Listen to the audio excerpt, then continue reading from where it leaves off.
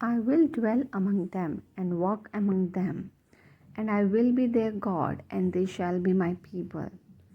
So come out from among unbelievers and be separate, says the Lord, and do not touch what is unclean. And I will graciously receive you and welcome you, and I will be a father to you, and you will be my son and daughters, says the Lord Almighty. मैं उनमें बसूंगा और उनमें चला फिरा करूंगा, और मैं उनका परमेश्वर होऊंगा और वह मेरे लोग होंगे। इसलिए प्रभु कहता है, उनके बीच में से निकलो और अलग रहो और अशुद्ध वस्तुओं को मत छुओ, तो मैं तुम्हें ग्रहण करूंगा और मैं तुम्हारा पिता होऊंगा और तुम मेरे बेटे और बेटियां होंगे। यह सर्वशक्तिमान प्रभु परमेश्वर का वचन है। हे पवित्र जीवित अनुग्रहकारी यहोवा परमेश्वर, हम तुझे धन्यवाद देते हैं। हम तेरे निकट आते हैं तुझे परमेश्वर, हम अपने आप को तेरे हाथ में समर्पित करते हैं। इस घड़ी परमेश्वर हम तुझे स्मरण करते हैं, तेरे गुडनेस को जो इस वचन में परमेश्वर हमें स्मरण कराता है कि किस तरह परमेश्वर तू हमारी अगुवाई करता है, किस तरह तू परमेश्वर हमें अपने विजडम से भरता है, और किस तरह परमेश्वर तेरा वचन हमें सहायता करता है कि हम प्रभु यीशु मसीह में एक मत होकर हम किस तरह परमेश्वर अपने जीवन को तेरे लिए ग्रहण योग्य बनाए, ताकि परमेश्वर तेरी संगति में हम वास कर पाएँ। तेरी संगति हमारी अगुवाई करो, तेरी संगति में हम आशीषित हो। वचन कहता है कि जहाँ 2 से अधिक लोग उपस्थित हैं मैं वहाँ उपस्थित हूँ। वचन कहता है मेरे परमेश्वर कि मैं उनमें बसूंगा, उनमें चला फिरा करूँगा।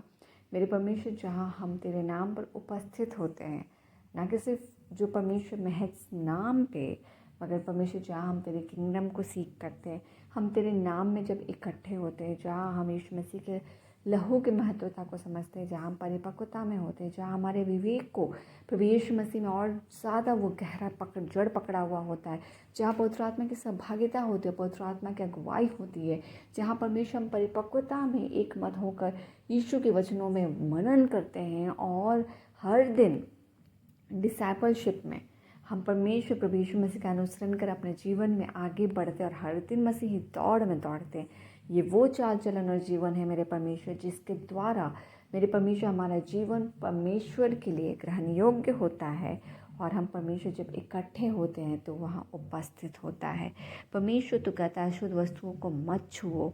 वचन परमेश्वर, जो परमेश्वर अशुद्ध वस्तुएं को जो तू छूने से मना करता है, परमेश्वर मसीह ने बहुत अच्छा कहा मेरे परमेश्वर कि हम अगर कुछ बुरा खाते हैं तो वो फिर भी परमेश्वर हमारे डाइजेस्टिव सिस्टम से संडास में निकल जाता है और परमेश्वर हमारा शरीर साफ हो जाता है, मगर जो मन में विचार है वह गलत विचार होता है, वो शरीर और आत्मा दोनों को अशुद्ध करता है।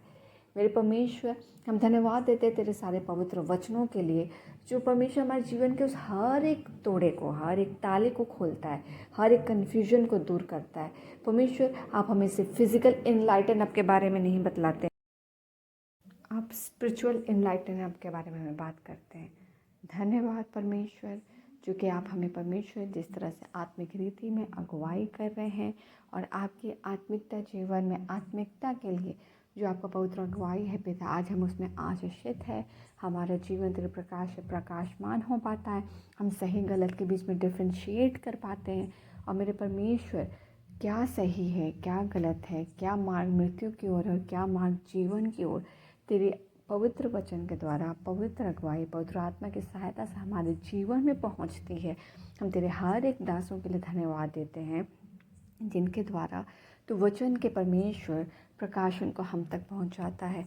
वो हर एक परमेश्वर तेरे दासों के लिए और तेरे पवित्र जनों के लिए हम तुझे धन्यवाद देते हैं, जिसको परमेश्वर पवित्र आत्मा के प्रेरित करने के द्वारा ये बाइबल लिखी गई। हम परमेश्वर तुझे धन्यवाद देते हैं उन सारे बाइबल टीचिंग्स के लिए, जिसके द्वारा आज हम परमेश्वर अपने जीवन में व्यक्तिगत रीति से सही और गलत के बीच में डिफ्रेंशिएट जान पाते हैं। हम सारी बातों के लिए तुझे धन्यवाद कहते हैं। वचन कहता है कि आप हमारे पिता होंगे और हम तेरे बेटे और बेटियां। परमेश्वर तूने यह अधिकार हमें बेटा और बेटियों का यीशु मसीह के द्वारा दिया है, क्योंकि यीशु मसीह आपका इकलौता पुत्र हमारा परमेश्वर प्रभु जब उस क्रूस पर चढ़ाया गया और उस क्रूस पर उसने परमेश्वर जब उस मृत्यु के लिए परमेश्वर हमारे पापों के लिए उस मृत्यु को ले लिया, और उसके द्वारा जब उसने अपने राइचियसनेस को हमसे शेयर किया, हम उसके द्वारा आज तुझसे जुड़ पाते हैं और उस लहू में, उस पवित्र लहू के द्वारा आज हम परमेश्वर आपसे एक किए जाते हैं और हम आपको आबा पिता कह पाते हैं। आज हम परमेश्वर उस यीशु मसीह के द्वारा जो आपका इकलौता पुत्र है उसके शेयर में, उसके भाग में आज हम भागी होकर आपके बेटे बेटियां कहला पाते हैं। हम तुझे धन्यवाद देते हैं। रात्रि के बेला को पिता आपके अधिकार हाथ में देते हैं, सुरक्षा प्रदान कर कल का दिन भी हम सौंपते हैं, वो आशीषित हो और हमारे जीवन गवाह से आपको महिमा मिले और आपकी स्तुति प्रशंसा हो। हम आपको धन्य कहते हैं। सारे प्रॉब्लम्स को परमेश्वर, हमारे चिंता परेशानी आपको देते हैं। आप परमेश्वर मांगते हैं कि हम आपका सहभागिता और आपका डिलीवरेंस और आपका परमेश्वर विक्ट्री हर एक के जीवन में, और हर एक कोई विजयी परमेश्वर के साथ अपने जीवन विजयी गवाही को देखे। हम सुरक्षित सोएं, कल का दिन भी यीशु में आशीषित हो। हम धन्यवाद कहते हैं। इन सभी प्रार्थनाओं को आपके वेदी में सौंपते और इन सभी प्रार्थनाओं को मांगते फादर। धन्यवाद सुनिए, स्व के राज में ग्रहण कीजिए यीशु के नाम।